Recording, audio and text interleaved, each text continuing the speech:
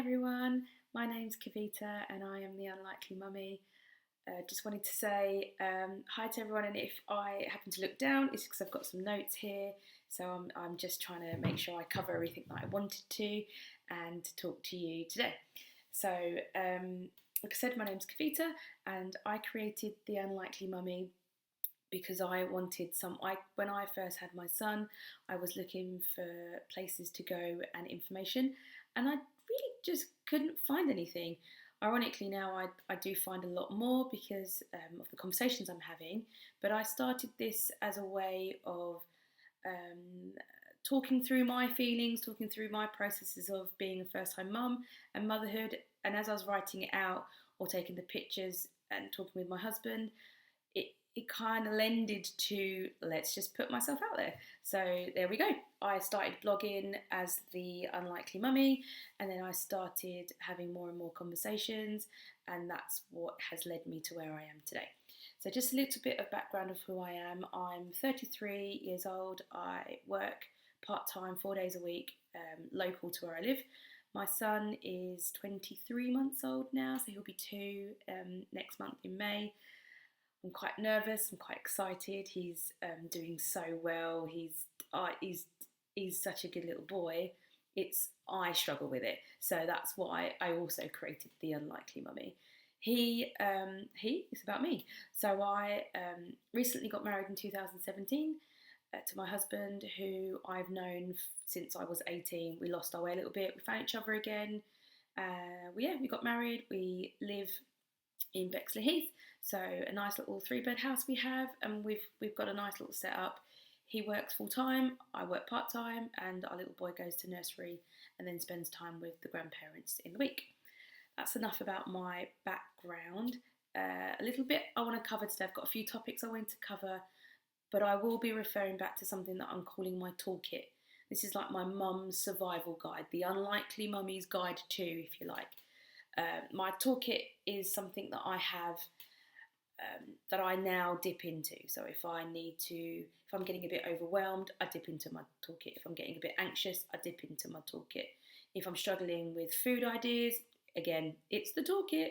So I will be referring to things, and I'm happy to put some stuff together if anyone wants anything, some fact sheets or check sheets or anything. I can do that. Just please do get in touch. My information will be all over this. You can drop me some stuff in the comments in the video later on, and I'll get back to you as soon as I can. So just to start with the build up to everything that was going on. So when we found out we were pregnant was pretty much a couple of weeks after we came back from maternity leave. I was told I would struggle to have children, so we were a little bit carefree on honeymoon, let's say. Can I say that? When we came back and found out we were pregnant, it was a little bit of a shock. I'm not going to lie, I cried. Through nervousness, through excitement, through oh my god, I can't believe I'm pregnant. But it was okay. We went through the whole first year of marriage, pregnant, and then with a baby. And by the time we got to our first anniversary, we had a 3-month-old. So it was a little bit overwhelming to start with. I was also diagnosed with gestational diabetes. That's something I'm quite proud of, actually, because it's something I managed to control with my diet. I had a assigned midwife to me who was incredible through Darren Valley, Sadie. She was amazing. I don't know if I can say her name, but it's fine. I'm sure she won't mind. And like I said, I completely diet controlled that, and I was so proud that I was able to do that. I know lots of women struggle with that. Lots of women can't. So if you're in that position of being gestational diabetic, or you fear that, or you've had it and you want to have a conversation with me, I'm not an expert, but I can talk you through what I did, some of the diet stuff I did, because I know when I was first diagnosed the week before my son was born, I had to rapidly change my diet again because of the hormone levels and the sugar levels that all kind of change when you're coming towards the end of your pregnancy. So again, something I dip into my toolbox. So if and when we have number 2, the likelihood of me having it again is quite high. So I'll be dipping into my gestational toolbox or toolkit. The next thing, my husband and I decided we wanted to do the NCT, National Childbirth Trust antenatal classes. It's something we decided we wanted to do, and yet it is quite expensive, and you do, it's quite a certain group of people, but actually we got quite a bit from it. So we did the classes, which we really, really enjoyed, to understand how the processes work through birth, that the word oxytocin, which kind of grates me a little bit, but it's a positive word, it's one that's used all the time. And we've made some really, really nice friendship groups out of it. So I still keep in touch with a few of the ladies in the NCT class. We try to meet up as much as we can for play dates. One's moved a little bit further away, but that's fine. We make it work. They actually came to our house a little while ago, and we had a little bit of a play date. So that was really, really nice, and we're looking to take turns to go to each other's houses, just because our children are, a couple of weeks apart from each other, and it's nice to share the sleepless nights and the oh my god, my child ate this, and my child's having a moany moment. Let's not talk about lockdown just yet, but we'll get there. But it's whether you want to do it, whether you want to invest in it, but there are also other alternatives. So if you don't want to do the NCT as such, check your local children's centres. I know there's some antenatal classes at local children's centres that are a little bit more affordable if that's an issue, if that's a barrier, but there's probably also a lot more like-minded people within your area. So at the end of the day, aren't we all facing the same issues? Aren't we all having a baby? So it's that sort of thing. The next thing I wanted to talk about was the dreaded hospital bag. So how many times have you Googled, what do I put in my hospital bag? Because I can tell you I Googled a lot, and it all comes up with different things. So you realise when you've packed everything you're meant to pack, you've got about a 2-week holiday suitcase packed. You don't really need that. You need a couple of baby grows, a couple of vests, your socks, your mittens, a couple of pairs of nappies, maybe throw in a formula in there if you want to, some cotton buds. Anything you can actually get is not a problem, because we live so locally and everything's so accessible, and you've probably got family and friends who would bring things. I would say bag for mum, bag for baby, a third bag for when you're leaving if you want to, and throw in some stuff for partner, dad, boyfriend, husband, or whatever, because I think that's probably really, really important. We packed, like I said, a few baby grows, some cotton wool for the bum, something warm. We took a blanket with us, and that's kind of all you really need for the baby. Very little stuff. They overwhelm you with it, but you need real basic stuff. Maybe a little teddy bear. I know we put that in his little incubator thing or crib or whatever you call it when they gave him back to us. Funny story with the clothing with my husband. I had an emergency cesarean, which I can touch on later. My husband changed him for the first time, and he was holding him, looking at him, and the giraffes on his outfit, which was just a baby grow, was upside down. So take a minute.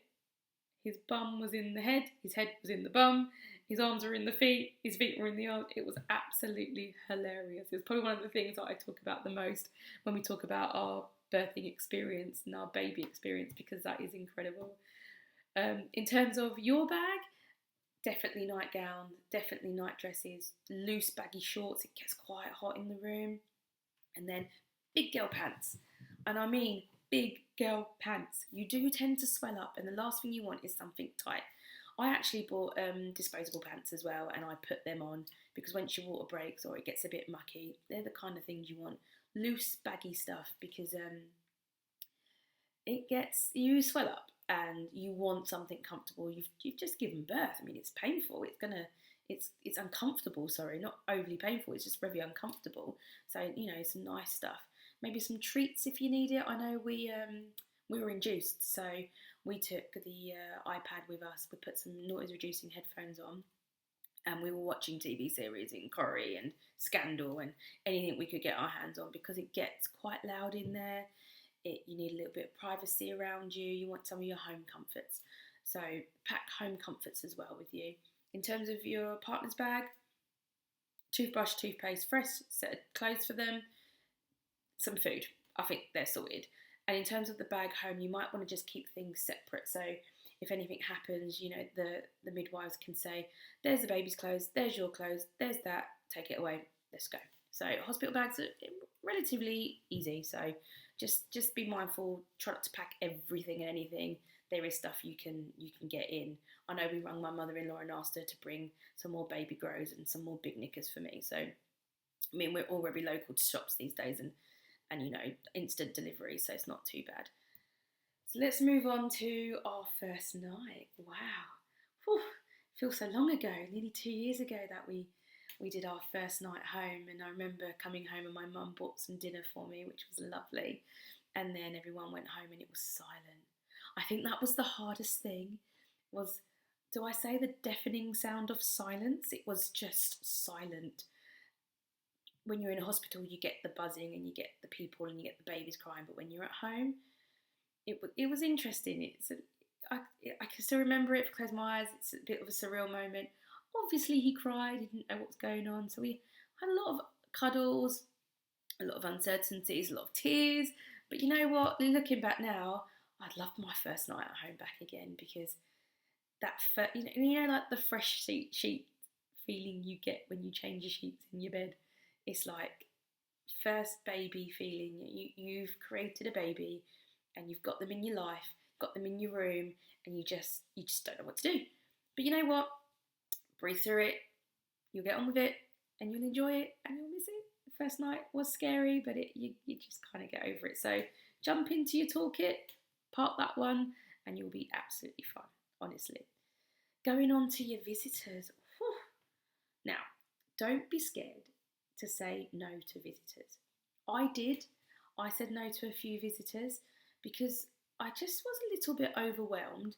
And looking back now, I think it was more to do with the fact that I was diagnosed with postnatal depression, and I didn't want to be around people. I found it quite tiring. So when people did come and visit, and maybe they stayed a little bit longer, I felt really tired, and therefore I felt really drained, and I felt like I wasn't doing a good enough job for my son. So I decided to draw a little bit of a line and do a little bit of mum care and say no to visitors for a while. So don't be afraid to say no to visitors, because it's allowed. One thing I will say is say yes to your mum and dad, though, because it doesn't matter. They bring you food. I mean, whew, I'd have been nothing without my mum and her food.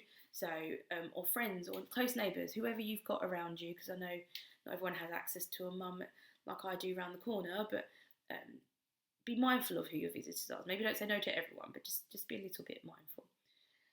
I've got so many things to go through, and I want to make sure I cover everything. And if I don't, then if there's a topic that I haven't covered and you want to talk to, then do get in touch with me, because I honestly just want to be able to help you, and maybe I can have some consultation conversations or some conversations just around me being a mum and offering you like a little bit of, yeah, it's tough, or actually, I did it this way, maybe that might work, but if it doesn't, a friend of mine did it this way, so that's one thing. But yeah, sorry, moving on, just checking my list as I'm talking. One thing I wanted to get out, and something I didn't do actually, was to get outside. I didn't have the confidence to get outside because I had a cesarean. I was in a lot of pain, and my husband went back to work very quickly, and I felt very alone. I think that's where my postnatal kicked in. So try and get out, even if you just takes you all day, and even if it's just to the bottom of the road, do it. Just get out, because the sense of achievement when you get out of the house is absolutely incredible. I think we did it a week after I had my cesarean. So 7 days after I had a cesarean, I went for a walk around the block and I was exhausted. But it was such an amazing feeling to get out. And I kind of wish I did it more. I said to my husband and my mum and my dad, if I was to do it again, if I was to have another one, I would get out so much more than I did with my first one. So I think fresh air is very important for your mental health and for your baby. Those noises, those smells, those sounds, it's something that they'll get to know, and they'll probably appreciate going forward, and something to be said about fresh air. So that's important. But that's one thing I wanted to make sure I stressed out. So move back to why I created The Unlikely Mummy, and a bit of my background, which I did touch on, is I was diagnosed with postnatal depression. It's something that I was quite ashamed of to start with, because it was a bit of a taboo subject, a bit of stigma around it, but actually I want to change it into something that I've experienced positively. So I don't know if you heard of the Hidden Half campaign with NCT. I wrote to them, I responded to them, and they came back to me, and I had a really, really nice chat with one of the ladies in the team, and they actually asked me if I wanted to tell my story. So I did. I went on to BBC Women's Hour. I did a radio interview on there with some of the representatives and GPs and head of the marketing, I think at the time, of NCT. It was such a surreal moment to be in the radio station and with BBC and all these amazing people around me, but to actually tell my story. So I suffered in terms of there's a certain thing that triggers. Everything's to do with triggers with me, and it is a case with a lot of people. And through that, I was able to identify my triggers and talk about them. And from that, we decided to also do a Channel 5 interview where it was live on TV, and I got to do a good 10-15 minute chat around my experiences and what my GP post 6 week check was, where quite frankly it was with a nurse practitioner who said, "Oh, you got baby blues, I think you should get over it." So that kind of was where I got the what's the word I'm looking for, the drive and the ambition to start The Unlikely Mummy, to get my voice out there to help other people, and to share and show light on the fact that postnatal depression isn't something that can be negative. It could be something that can be positive. So from this interview with BBC and Channel 5 with NCT, we passed, and we managed to now secure every single mum who are new into motherhood, who are having another baby, to get the post 6 week check fully funded. So you actually get a bit of time to yourself. The doctor say, "You know what, I'm not feeling right. I think something's wrong. Can you help me?" I think that's incredible. So I've turned my experience, and it was a very difficult experience of postnatal depression, into something something positive, not something possible, something positive. But it did take me a good year and a half. I returned back to work, and I was struggling a little bit. Things triggered again, and it was one doctor that actually referred me to Mind, having had previous specialist postnatal depression counselling. I went back to Mind and I worked through my fears, my anxieties, returning back to work, my son going to nursery, like lots of little different things, and my postnatal depression slowly crept back in again. And I was able to use stuff in my toolkit to be able to help me. And that's also the case with lockdown. Lockdown at the moment is incredibly impossible for everyone, and I feel for everyone right now. My son is, like I said, nearly 2 years old, and quite frankly, he's bored, and there's only so much I can do. He's not necessarily bored of what I'm doing. I think he's bored of the fact that he can't see his friends, doesn't understand what's going on. He's confined to these four walls where, let's face it, our routine was Grandad, Nan and Grandad on Mondays, nursery Tuesday, Wednesday, with me on a Thursday where we would go to a class or would go and try out new things or would go shopping or we'll do anything really. Friday back to Nan and Grandad's, Saturday, Sunday, family days. So we're spending more and more time at home. Neighbours are getting more and more, so we say judgmental, saying we're too loud, saying I can't cope. That's just a few things. So if you're having difficult neighbours, definitely talk to me, because I'd love to rant about difficult neighbours. I've heard a lot of stories of neighbours complaining that it's getting too loud because they're just not used to the noise. You're always out every day. Kids are out 9 to 3 every day. You're at work 9 to 5 every day. So it is difficult for people to understand. So there may be some stuff we can do together or as a bigger group to maybe, come up with ways of helping each other getting through this. So that's definitely something I think we need to turn into more positive stuff. So I've covered getting out and about, I've covered visitors, I've covered postnatal depression, I've covered everything. So next one I want to go into is classes. So how many of us are sitting there going, right, I want to make sure they do a language, need to make sure they do baby massage, need to be able to swim, definitely got to do something with music, I've definitely got to do something with messy play. That's just 5 things just counting on my hand. Well, we did all those. It was ridiculous. And the amount of money I spent was even more crazy. We did baby yoga with it. We did, it's incredible the amount of stuff we did. But actually, pick one, maybe pick 2. Do them, love them, enjoy them. Then just do loads of stuff at home, or do play dates, or find some church groups. It doesn't have to be expensive. You kind of do the classes for yourself. I used to get really, really worked up with my son when he would crawl off somewhere else, or he would have a meltdown and cry. But actually, he's a couple of weeks, couple of months old. He's going to do that. And when he started to wander off, it used to really, really wind me up. But actually, now that I look back, it's so nice that my son was that adventurous that he wanted to go off and explore. And I encourage that. In the garden, I encourage that. I want him to go out and be that boy that rolls around in the grass. And I think that's incredible. That's something we really, really need to focus on and something we really need to do. So I also wanted to, talk about the pressures and your friendship group pressures. Just because one mum's doing something one way doesn't mean you need to. Do what's right for you, do what's right for your family, do what's right for your baby. Just because their baby's crawling and your baby's not crawling, does it matter? My son didn't get his first tooth till he was his first birthday, but yet he rolled at 2 months and he was crawling at 3 or 4. But it took him 13 months to be able to walk. Does it matter? I've got friends whose babies can, or toddlers can recite the alphabet. Well, mine, he can count to 10. But does it matter that mine can count to 10 and theirs can do the alphabet? Does it matter that mine can kick a football, throw and catch, but actually he still watches a lot of TV? Does it matter? Everything's a teaching point. Just do what's right for you. Take away the pressure, take away the competition, and talk about you. Focus on you. The pressure is unreal. And building on that, your first birthday pressure, oh, don't even get me started. We wasn't even going to buy a present for our son, and then we felt so much parent guilt. We ended up buying him one of those Cozy Coupe Jeep cars. He's only started to use it now, a year on, at our house. He used to use it at my in-laws' house all the time. But it's ridiculous. Buy a couple of presents, buy some balloons, do a bit of cake, job done. It's up, but again, that's completely up to you. That's what I did. My anxiety's got the better of me and I cancelled his party. I think I made up an excuse, but actually he was quite ill, so that's one of those things. Pardon me.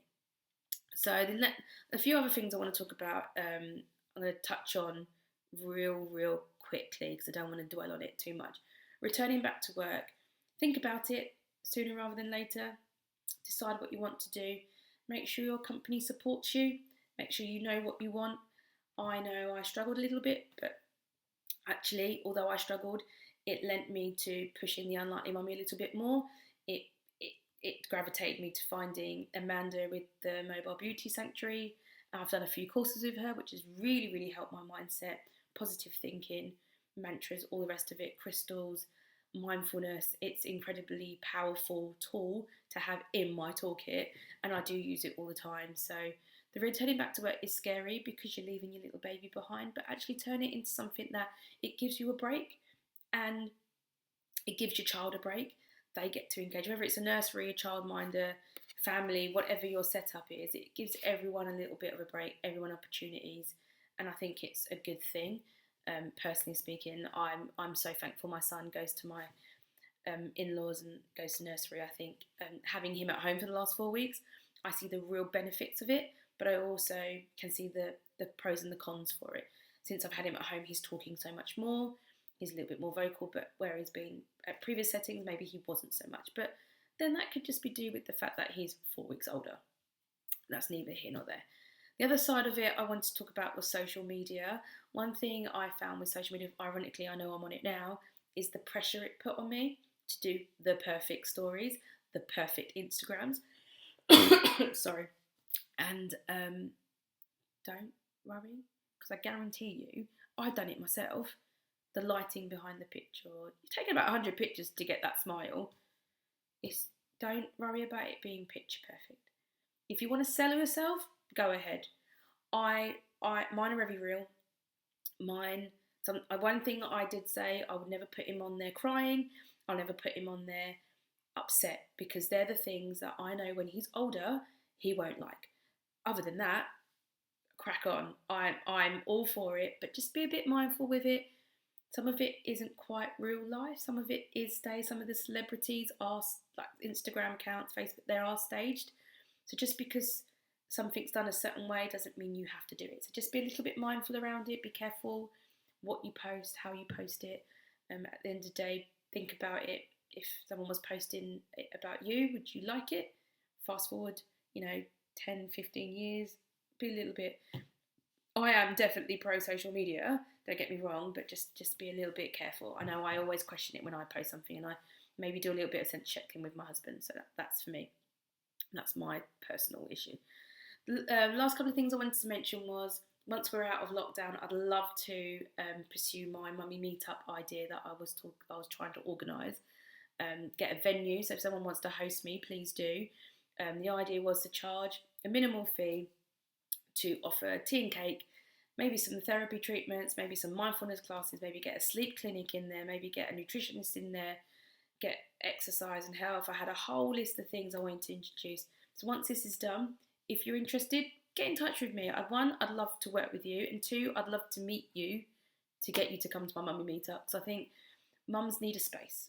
Mums need a place to unwind, and mums need a place to not be mum. I am known as my son's mum, and I find that incredibly difficult sometimes. But I also know I'm known as different names, but it's nice that you have a name as well. So a mummy meetup would be something I really want to do. So if you want to get involved, just drop it in the comments and I'll definitely get back to you. So that kind of, I didn't think I'd be able to talk for this long. We'll definitely edit it if we need to. I'm available whenever you need me. I have a dedicated Unlikely Mummy WhatsApp number, which I will drop into information. I'm happy to talk to you about anything.